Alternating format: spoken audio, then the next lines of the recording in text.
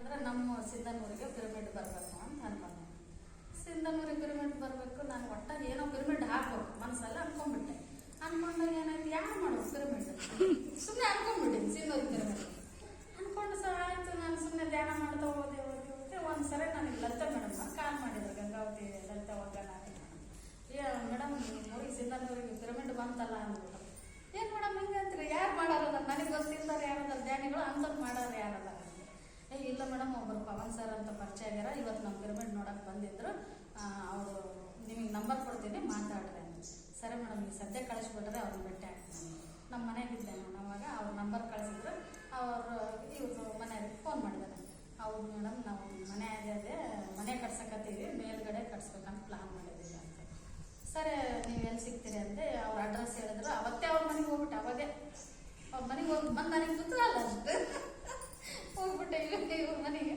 ಅವಾಗ ಅವ್ನು ಬೆಟ್ಟ ಒಟ್ಟು ನೋಡ್ಬೇಕಲ್ವ, ನನಗೆ ಗೊತ್ತಿಲ್ಲದಂಗೆ ಪಿರಮಿಡ್ ನನ್ನ ಸಂಕಲ್ಪಕ್ಕೆ ಅವರು ಕಾರಣರಾದ್ರು ಅಂತೇಳಿ ಅವ್ರು ನೋಡ್ಬೇಕಂತ ಕೂತಾಲಕ್ಕೆ ಅವ್ರ ಮನೆಗೆ ಹೋದ್ವಿ. ಆ ಮನೆ ತೋರಿಸಿದ್ರು, ಮಾತಾಡಿದ್ವಿ ಎಲ್ಲ ಕುತ್ಕೊಂಡು. ಆಮೇಲೆ ಇಂಜಿನಿಯರ್ ಕೂಡ ಅವತ್ತೇ ಬಂದ್ಬಿಟ್ಟ ಮಾರ್ಕ್ ಮಾಡಲಿಕ್ಕೆ. ಅವ್ರು ಚಲೋ ಆಯ್ತು, ಇನ್ನೂ ಚಲೋ ಆಯ್ತಂತೆ. ಅವ್ರನ್ನ ಬೆಟ್ಟಾಗಿ ಮೇಲ್ಗಡೆ ಹೋಗಿ 3ನೇ ಅಂತಸ್ತಿನ ಮೇಲೆ ಹೋಗಿ ಮಾರ್ಕ್ ಮಾಡ್ಕೊಂಡು ಬಂದು ಮತ್ತೆ ಅವ್ರ ಮನೆಯಲ್ಲಿ ಅಡುಗೆ ಮಾಡಿದ್ರು, ಊಟ ಮುಗಿಸ್ಕೊಂಡು ಬಂದ್ವಿ. ಅವಾಗ ಅವ್ರಿಗೆ ಕೃತಜ್ಞತೆ ತಿಳಿಸ್ಕೊಂಡು ಮನಸ್ಸಿನ ಧ್ಯಾನದೊಳಗೆ ನನ್ನ ಸಂಕಲ್ಪಕ್ಕೆ ಇವ್ರ ಕಾರಣದ ನೋಡ್ರಿ ಹೆಂಗೈತಿ. ಪತ್ರಿಕೆಯವ್ರು ಎಲ್ಲೆಲ್ಲೋ ಯಾರ್ಯಾರನೋ ಹೆಂಗೆ ಸೃಷ್ಟಿ ಮಾಡ್ತಾರೆ, ಇವ್ರು ಪಿರಮಿಡ್ ಕಳಿಸಿದ್ರು. ಇಷ್ಟೆಲ್ಲ ಆಯ್ತಾ ನನಗೆ. ನಮ್ಮ ಆಮೇಲೆ ಸ್ವಲ್ಪ ಕೆಲವೊಂದು ಅಪೋದಗಳು ಬಂದವು. ಕಷ್ಟದಾಗಿದ್ದಾಗ ದುಃಖದಾಗಿದ್ದಾಗ ಇವೆಲ್ಲ ಬರ್ತಾವಂದ್ರೆ ನಾವು ಅವ್ರನ್ನ ಹೆಂಗೆ ತಗೋಬೇಕಂದ್ರೆ ನೋಡ್ರಿ, ಎರಡು ನಮ್ಮ ಜೀವನದಲ್ಲಿ ಭಾಳ ದುಃಖದು ಅಪೋದ ಬಂದು. ಆದ್ರೂ ನಾನು ಅದನ್ನ ಮಾಡಿಲ್ಲ ಅಂದ್ರೂ ಬಂದ್ರು ನಾನು ಇವತ್ತು ಹೆಂಗದೀನಿ ಅನ್ನೋದು ನಾನು ನೋಡಿ ತಿಳ್ಕೊಬೋದು. ನೋಡ್ರಿ, ಒಂದು ಕೊಲೆ ಅಪೋದ ಬಂತು ನಮ್ಮ ಮನೆ ಇರುತ್ತೆ, ಬೇರೆ ಏನಲ್ಲ, ನಮ್ಮ ತವ್ರ ಮನೆಗೆ. ಮತ್ತೆ ಒಂದು ವಾಮಚಂದ್ರ ಅಪೋದ ಬಂತು. ಆದ್ರೂ ನಾನು ಮಾಡಿಲ್ಲ, ಒತ್ಕೊಂಡಿದ್ದೀನಿ. ಇರ್ಲಿ, ಯಾವ ಕರ್ಮ ಅವ್ರು ನನಗೆ ಅನ್ಬೇಕಾಗಿತ್ತು ಅಲ್ಲ, ಇದು ಸತ್ಯ. ಅದೇ ನನಗೆ ಮೊದಲಾಗಿದ್ರೆ ಅವ್ರು ಅಂದಿದ್ರೆ ನಾನು ಸುಮ್ಮನೆ ಬಿಡ್ತಿದ್ದೆ. ಅವ್ರು ನಂದವ್ರು ಹೆಂಗೆ ಬಿಡ್ತೀವಿ ಅದು ಬಿಡಕ್ಕಾಗಲ್ಲ. ನೋಡಿ, ನಮ್ಮ ತವ್ರ ಮನೆಗೆ ಗಂಗಾವತಿಯನ್ನೆಲ್ಲ ನಮ್ಮ ಅಪ್ಪನಕ್ಕಿಂತ ದೊಡ್ಡವ್ರು ನಮ್ಮ ದೊಡ್ಡಪ್ಪ, ನಮ್ಮ ದೊಡ್ಡಮ್ಮ. ನಮ್ಮ ತಂದೆ ತಾಯಿ ಸತ್ತ ನಾನು ಅವರೇ ನೋಡ್ತಿದ್ರು. ಮತ್ತೆ ಅವರೇ ನೋಡ್ತಿದ್ರಲ್ಲ. ಆಮೇಲೆ ನಮ್ಮ ದೊಡ್ಡಪ್ಪ ಅವರು ಸ್ವಲ್ಪ ವಯಸ್ಸಾಯ್ತು, 80 ವರ್ಷ ಆಯಿತು. ಅವರು ಆಸ್ಪತ್ರೆಗೆ ಅಡ್ಮಿಂಟ್ ಆದರು. ನಮಗೆ ಫೋನ್ ಮಾಡಿದರು. ನಾನು ನಮ್ಮ ಮನೆಯವರು ನಮ್ಮ ಮಗಳು ಮಾತಾಡ್ಸ್ಲಿಕ್ಕೆ ಹೋದ್ವಿ.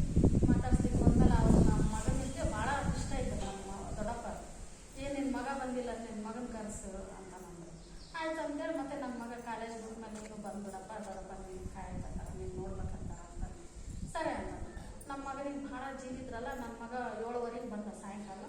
7:15 ಬಂದಮೇಲೆ ಏನು ಮಾಡಿದೆ, ತಾತ ಏನು ತಿಂತೀವಿ ಹೇಳಿ ನಾನು ತೊಗೊಂಬರ್ತೀನಿ ಅಂತ ಆಸ್ಪತ್ರೆಗೆ. ನಾನು ತೊಗೊಂಬರ್ತೀನಿ, ನೀನು ಆರಾಮಾಗ್ತಾತ ಅಂತೇಳಿ ಕೈ ಹಿಡ್ಕೊಂಡು ನನ್ನ ಮಗ ಮಾತಾಡಿಸ್ತಾ ಇದ್ದ. 2 ಇಡ್ಲಿ ತಂದುಬಿಡಪ್ಪ, ತಿಂದ್ಬಿಡ್ತೀನಿ ಅಂತ ನಮ್ಮ ದೊಡ್ಡಪ್ಪ. ಆಯಿತು ಅಂತೇಳಿ ನಮ್ಮ ಮಗ ಇಡ್ಲಿ ತಂದು ತಿನ್ನಿಸಿದ್ರು. ತಿನ್ನಿಸಿ ನಾವು 9:30 10 ಆಯಿತು. ನಮ್ಮ ದೊಡ್ಡಮ್ಮರು ಏನಂದ್ರೆ, ನೀವೆಲ್ಲ ಮನೆಗೆ ಹೋಗಿ ಮಕ್ಕೊಂಬಿಡ್ರಿ, ಹೊತ್ತಾಗಿರ್ತೀವಿ, ದವಾಖಾನೆಗೆ ಯಾರು ಇರಬೇಡ್ರಿ, ನಾನು ಇರ್ತೀನಿ ಹೋಗ್ರಿ ಅಂತ. ನಾನು ನಮ್ಮ ಮನೆಯವರು ನಮ್ಮ ತಮ್ಮ ಎಲ್ಲರೂ ಮನೆಗೆ ಹೋಗಿ ಮಕ್ಕೊಂಡ್ರಿ. 5:15 ಅವ್ರ ಬಾಡಿ ರಿಲೀಸ್ ಮಾಡಿದ್ರು. ಅದು ನಮ್ಮ ಮಗನ ಕೈ ಇಡ್ಲಿ ತಿಂದಿದ್ದು ಒಂದೇ ಲಾಸ್ಟ್. 5:15 ಅವರು ಇದಾದ್ರು. ಆಯಿತು, ಅದೇನಾಯ್ತು, ಅದೆಲ್ಲ ಕಾರ್ಯಕ್ರಮ ಮುಗಿತು. ಹೌದು, ಕಾರ್ಯಕ್ರಮ ಮುಗಿದ ಮೇಲೆ ಏನಾಯಿತು, ನಮ್ಮ ತವ್ರ ಮನೆಯಲ್ಲಿ ಏನೋ ಒಂದು ವಾಮಾಚಾರ ನಡೀತಿದೆ ಮನೆಯಲ್ಲೇ. ಅದು ನಾವು ಆ ರೂಮಲ್ಲಿ, ನಾವು ತವ್ರ ಮನೆಗೆ ಬಂದಾಗ ನಾನು ನಮ್ಮ ಮನೆಯವ್ರು ಆ ರೂಮಲ್ಲೇ ಬರ್ತೀವಿ. ಅಂದರೆ ನಮ್ಮ ತಮ್ಮ ವಕೀಲಿಂದ ರ್ಯಾಕಲ್ಲಿ ಬುಕ್ಸ್ ಇಟ್ಟಿರ್ತಾರಲ್ಲ, ರ್ಯಾಕಲ್ಲಿ ಆ ಬುಕ್ಸ್ಗಳಾಗ ಅದು ವಾಮಾಚಾರದ್ದು ಸಿಕ್ಬಿಡ್ತು. 3 ದಿನದಲ್ಲಿ ಮನೆ ಕ್ಲೀನ್ ಮಾಡ್ತಾರಲ್ರಿ, ಆ ಸಮಯದಾಗ ಅದು ವಾಮಾಚಾರದ್ದು ಸಿಕ್ಬಿಡ್ತು. ನಮ್ಮ ತಮ್ಮನ ಹೆಂಡತಿ ಕೈಯಾಗ ಸಿಗ್ತದೆ. ನಮ್ಮ ಮನೆಯವರು ನಮ್ಮ ತಮ್ಮನ ಹೆಂಡತಿ ನಾನು ಹೋಗಿ ನಮ್ಮ ಅಮ್ಮನ ಕೈ ಕೊಟ್ಟಿವಿ. ಅಮ್ಮ ಇದೇನೋ ಸಿಕ್ತು ನೋಡು ಅಂತ. ಅದು ಏನೋ ತಾಯ್ತ ಅದು ಏನೇನೋ ಇತ್ತು ಅದು ಹೌದಾ, ನೀವು ನಿಮ್ಮ ಮನೆ ಬರಲಿ ಹೇಳೋ, ದಿವಸ ಬರ್ತಾರಲ್ಲ ಅದಕ್ಕೆ ತೋರಿಸೋಣ ಅಂತ. ಸರಿ, 5 ದಿವಸ ಆದಮೇಲೆ ನಮ್ಮ ಮನೆಯವ್ರು ಬಂದರು. ನಮ್ಮ ಮನೆಯವ್ರಿಗೆ ನಮ್ಮ ಅಮ್ಮದು ಅದು ಎಲ್ಲ ಬಿಚ್ಚಿ ಹಿಂಗೆ ಐತೆ ನೋಡಪ್ಪ, ಇದು ಏನನ್ನ ಅಂತ ತೋರಿಸಿದ್ರು. ನಮ್ಮ ಮನೆಯವ್ರು ಏನಂದ್ರು, ಹೋಗ್ಲಿ ಬಿಡಕ್ಕೆ, ಅದು ಯಾರೇನಾದ್ರು ಮಾಡಲಿ, ಅಲ್ಲಿ ಅಳ್ದಾಗ ಬಿಟ್ಟು ನಾನು ಊರಿಗೆ ಹೋಗ್ಬಿಡ್ತೀನಿ ಅಂತ ಅಂದರು. ಆಮೇಲೆ ಅವತ್ತಿನ ದಿವಸ ನಾನು ಕರ್ಕೊಂಡು ಹೋಗ್ಬೇಕಲ್ಲ, ನಾನು 5 ದಿವಸ ತನಕ ಅಲ್ಲೇ ಇರುತ್ತೆ. ಅಳ್ದಾಗ ಬಿಟ್ಟು ಅಲ್ಲಿ ಮುಖ ತಗೊಂಡು ನಾನು ಕರ್ಕೊಂಡು ನಮ್ಮ ಊರಿಗೆ ನಾವು ಬಂದ್ಬಿಟ್ವಿ. ಅವತ್ತು ಅದನ್ನು ಬಿಟ್ಟು ನಾನು ಬಂದಿದ್ದು ಇವತ್ತಿಗೂ ನಮ್ಮ ತವ್ರ ಮನೆ ಹೊಸಲಿ ತೊಳೆದಿಲ್ಲ. ಇಲ್ಲಿಗೆ 12 ವರ್ಷ ಆಯಿತು.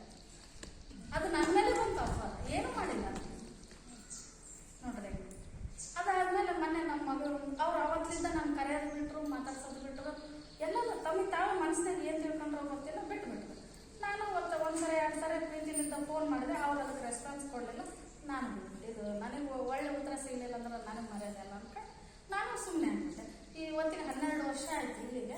ಅವ್ರ ಪಾಡಿಗೆ ಅವ್ರಿದಾರ, ನನ್ನ ಪಾಡಿಗೆ ನಾನು ಇದ್ದೀನಿ. ಅದಾದ್ಮೇಲೆ ಏನಾಯ್ತು, ಮೊನ್ನೆ ನನ್ನ ಮಗನ ಮದುವೆ ಸಮಯಕ್ಕೆ ಎಲ್ಲರೂ ನನ್ನ ಗಂಡನ ಕಡೆ ಏನಂದ್ರು, ಇಲ್ಲ ಮದುವೆ ಕರಿ, ನೀನು ಬಿಡಬೇಡ ಅಂತ. ಅವ್ರು ನನಗೆ ಎಷ್ಟೊಂದು ತಾಯಿ ಸ್ಥಾನಕ್ಕೆ ಅವ್ರು ಇದ್ದಾರ, ನಿಮ್ಮಮ್ಮ ಕರಿ ಅಂದರು. ಆಯ್ತು ಅಂತೇಳಿ ನಮ್ಮಮ್ಮಗೆ ನಾನು ಫೋನ್ ಮಾಡಿದೆ. ಫೋನ್ ಮಾಡಿದ್ರೆ, ಅಮ್ಮ ಹಿಂಗೆ ನಿಮ್ಮ ಮೊಮ್ಮಗಳಿಗೆ ಎಂಗೇಜ್ಮೆಂಟ್ ಮಾಡಕ್ಕೆ ಹೊಂಟಿದ್ದೀವಿ, ನೀನು ರೆಡಿ ಆಗಮ್ಮ ಬಾ ಅಂತ ಅಂದಿವಿ ನಾವು. ಅಂದ್ರೆ ಇನ್ನು ಎದಕ್ಕೆ ಫೋನ್ ಮಾಡಿ ನೀನು, ನನ್ನ ಗಂಡನ ಕೊಲ್ಲಿದ್ದಿ ಮತ್ತು ನಮ್ಮ ತಮ್ಮನ ಕೊಲ್ಬೇಕಂತ ಮಾಡಿ ಏನು ನೀನು ಅಂದ್ಬಿಟ್ಲು ಸಡಲ್ಲ ನಮ್ಮಮ್ಮ. ಅದೇ ನಾನೇನು ಕೊಲ್ಲಿ ನೋಡು, ಕೊಲೆ ಹಬ್ಬ ಅನ್ನೋದ್ರೆ ಸುಮ್ಮನೆ ಅಲ್ಲ, ಇದು ಒತ್ಕೊಳ್ಳೋದು. ಸುಮ್ಮನೆ ನಾರ್ಮಲ್ ಪರ್ಸನ್ ಯೋಚನೆ ಮಾಡಿರಿ, ಇದು ಒಬ್ಬರು ಒಂದು ಮಾತಂದ್ರೆ ಯಾರೂ ಅನ್ಸ್ಕೊಳಕ್ಕಾಗಲ್ಲ, ಅಷ್ಟು ನೋವಿದ್ದೀನಿ. ಹೌದಲ್ಲ ಅಂಥದ್ದು ನಾನು ಫೋನಲ್ಲಿ ಖುಷಿಯಾಗಿ ಮಾತಾಡ್ತಿದ್ದೀನಿ. ಅಮ್ಮ ಎದಕ್ಕಮ್ಮ ಹಂಗಂತೀನಿ, ನಾನೇನು ಮಾಡಿದ್ದೀನಿ ನಿನಗೆ, ಸುಮ್ಮನೆ ಅವೆಲ್ಲ ಹಳೆ ಬಿಟ್ಟು ಈಗ ಅದೇ ಆಗು ಒಂದಾಗ ಮಿಸ್ ಮೇಲೆ ಆದ್ರಮ್ಮ ಅಂತ ನಾನು ಸಾಕಿಡು ಫೋನ್, ನೀನು ಮಾತಾಡ್ಬೇಡ ನನ್ನ ಜೊತೆ, ನೀನು ಬರೋದು ಬೇಡ, ನಿನ್ನ ಗಂಡ ಬರೋದು ಬೇಡ ನನ್ನ ಮನೆಗೆ ಅಂದ್ಬಿಟ್ಟು ನಾನು. ಅವಾಗ ಸ್ವಲ್ಪ ನಾನು ಸೀರಿಯಸ್ ಆಗಿ ಫೋನ್ ಇಟ್ಬಿಟ್ಟೆ. ಇಷ್ಟ ಆದಮೇಲೆ ಚಲೋ ಅಲ್ಲ ಮಾತಾಡೋದು. ಆಮೇಲೆ ಯೋಚನೆ ಮಾಡಿದೆ, ಕೊಲೆ ಹಾಕೋದಂದ್ರೆ ನನ್ನ ಮಗ ತಂದು ಇಡ್ಲಿ ತಿನ್ಸಿದ್ದು ಅಷ್ಟೇ ದೊಡ್ಡದು, ಏನು ದೊಡ್ಡದಲ್ಲ. ಮತ್ತು ಅವ್ರ ಮನಸ್ಸಿನಾಗ ಏನಾಯ್ತಾನ ಏನೋ ಗೊತ್ತಿಲ್ಲ ಅಂದ್ಕೊಂಡು ಮನ್ಸಿಗೆ ನೋವಾದ ಸುಮ್ಮನೆ ಕಣ್ಣು ಮುಚ್ಕೊಂಡು ನಮ್ಮಮ್ಮ ಏನು ನಮ್ಮ ಬಗ್ಗೆ ಕೆಟ್ಟ ಅಪಾರ್ಥ ತಿಳ್ಕೊಂಡ್ರ. ಅವರು ಒಂದಿನ ಧ್ಯಾನಕ್ಕೆ ಬರಲಿ, ಧ್ಯಾನಕ್ಕೆ ಬಂದಾಗ ನನ್ನ ಸತ್ಯ ಏನು ಅನ್ನೋದು ಗೊತ್ತಾಗತ್ತೆ. ಮೊದಲು ಧ್ಯಾನಕ್ಕೆ ಬರಲಿ, ಅದು ಗೊತ್ತಾಗತ್ತಾ ಬಿಡುತ್ತಾ ಬೇಡ ಅಂದ್ಬಿಟ್ರೆ ಅಂದು ಮಾತು ವಾಪಸ್ ತಗೊಳಕ್ಕೆ ಯಾರಿಗೂ ಬರೋದಿಲ್ಲ. ಒಟ್ಟು ಧ್ಯಾನಕ್ಕೆ ಬರಲಿ ಅನ್ಕೊಂಡೆ ನಾನು.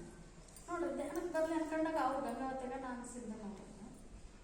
ಮೊನ್ನೆ ಫೋಟೋದಾಗ ಅವ್ರ ಇದ್ದಾರೆ, ಧ್ಯಾನದ ಫೋಟೋದಾಗ ನಮ್ಮಮ್ಮ ರಾಮಣ್ಣ ಸರ್ ಕ್ಲಾಸ್ ಮಾಡಿದ್ರು ಜಯನಗರದಾಗ.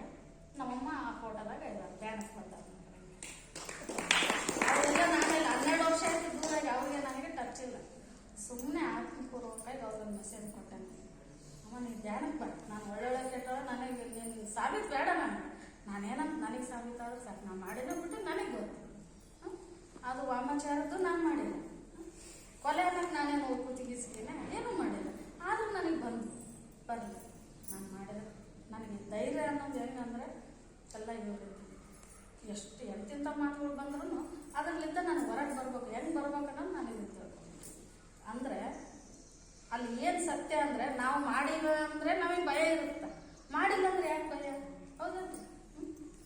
ಅಂದ್ರೆ ಒಂದೊಂದು ತಾಟ್ಸ್ಗಳು ಹೆಂಗಿರ್ತಾವೆ. ನಮ್ಮ ಮನೆಯಾಗ ಎಲ್ಲರಿಗೂ ರಾತ್ರಿ ಊಟಕ್ಕೆ ಕುಂತಾಗ ಆ ಫೋಟೋ ನಮ್ಮ ಮನೆಯಾಗ ನಮ್ಮ ಮಗನಿಗೆ ನಮ್ಮ ಮನೆಯವ್ರಿಗೆ ಎಲ್ಲರಿಗೂ ತೋರಿಸಿದೆ. ನಮ್ಮಮ್ಮ ಧ್ಯಾನಕ್ಕೆ ಬಂದು ನೋಡ್ರಿ ಇಲ್ಲ ಅವಾಗ ಇಷ್ಟು ವರ್ಷದ ಮೇಲೆ ನೋಡಕತ್ತೀನಿ ನಿಮ್ಮಮ್ಮ ಅಂತಾರೆ. ಅವರೆಲ್ಲ ಮನೆಯಾಗ ಹೇಳ್ತಾರೆ ಇಲ್ಲ, ಒಟ್ಟು ನೋಡಿದ್ನಲ್ಲ ಫೋಟೋದಾಗ ನೋಡಿದ್ನಲ್ಲ ನಮ್ಮಮ್ಮ ಧ್ಯಾನಕ್ಕೆ ಬಂದಾಗ ಸಾಕು. ಮತ್ತು ರಾಮಣ್ಣ ಸರಿಗೆ ಕಾಲ್ ಮಾಡಿದೆ, ಸರ್ ಯಾವ ಏರಿಯಾದಾಗ ಮಾಡಿದರೆ ನೀವು ಅಂತ ಎಲ್ಲ ತಿಳ್ಕೊಬೇಕು. ಇಲ್ಲದೇ ಜಯನಗರದಾಗ ಮಾಡಿದ್ವಿ, ಅಲ್ಲಿಂತವ್ರ ಮನ್ಯಾಗ ಅಂದ್ರೆ ಅದೇ ಏರಿಯಾದಾಗನೇ ನಮ್ಮ ಮನೆಯಾಗ. ಅವಾಗ ನನಗೆ ಖುಷಿ ಆಯ್ತು. ಒಟ್ಟು ಅಲ್ಲಿ ಒಂದು ಬೀಜ ಬಿತ್ತಲ್ಲ ಧ್ಯಾನದ ಅನ್ನೋದು. ಅಂದ್ರೆ ನಿಜವಾಗ್ಲೂ ಆಮೇಲೆ ಮತ್ತೆ ನಮ್ಮ ನಾದಿನಿಗೆ ಒಂದು ಉದಾಹರಣೆ. ನಮ್ಮ ನಾದಿನಿ ಮಗಳು ಮದುವೆ ಫಿಕ್ಸ್ ಮಾಡ್ಕೊಂಡ್ಬಿಟ್ಟಾಳ. ಅವಳಿಗೇನೋ ಗರ್ಭಚೀಲ ತೆಗಿಬೇಕು, ಆಪ್ರೇಷನ್ ಮಾಡ್ಬೇಕಂತ ಹೇಳ್ಬಿಟ್ಟ ಡಾಕ್ಟ್ರು. ಆಮೇಲೆ ಭಾಳ ಹತ್ಕೊಂತ ಕೂತ್ಬಿಟ್ಲು, ಮಗಳು ಮದುವೆ ಐತಿನೋ ಒಂದು ತಿಂಗಳದ್ರಾಗ ನಾನು ಹೆಂಗೆ ಆಪ್ರೇಷನ್ ಮಾಡ್ಸ್ಕೊಂಡ್ರೆ ನನಗೆ ಮಾಡಾರೆ ಅದು ಏನು ಅಂತ ಹಿಂಗೆ ಒಂಥರ ಹತ್ಕೊಂತ ಕೂತ್ಬಿಟ್ಟಾಳ. ನಮ್ಮ ಮನೆಯವ್ರಿಗೆ ಫೋನ್ ಮಾಡಿ, ನಮ್ಮ ಮನೆಯವ್ರು ಏನು ಮಾಡಿದ್ರೆ ಅವಾಗ ಇಲ್ಲ ಮಕ್ಕ ಧ್ಯಾನ ಮಾಡ್ತಾಳ, ನಾನು ಆಕಿನ ಕರ್ಕೊಂಡು ಬರ್ತೀನಿ ತಡಿ ನಿಮ್ಮ ಊರಿಗೆ, ಧ್ಯಾನ ಮಾಡು, ಎಲ್ಲ ಏನು ನಡಿಬೇಕು ಅಂತ ನಮ್ಮ ಮನೆಯವ್ರು ಅವ್ರಿಗೆ ಗೈಡೆನ್ಸ್ ಮಾಡ್ಯಾರ. ಅವಾಗ ಇದು ನಾವು ರೆಡಿಯಾಗಿ ಹೋಗಮ್ಮ ಶಾರದಾ ಊರಿಗೆ ಅಂತ.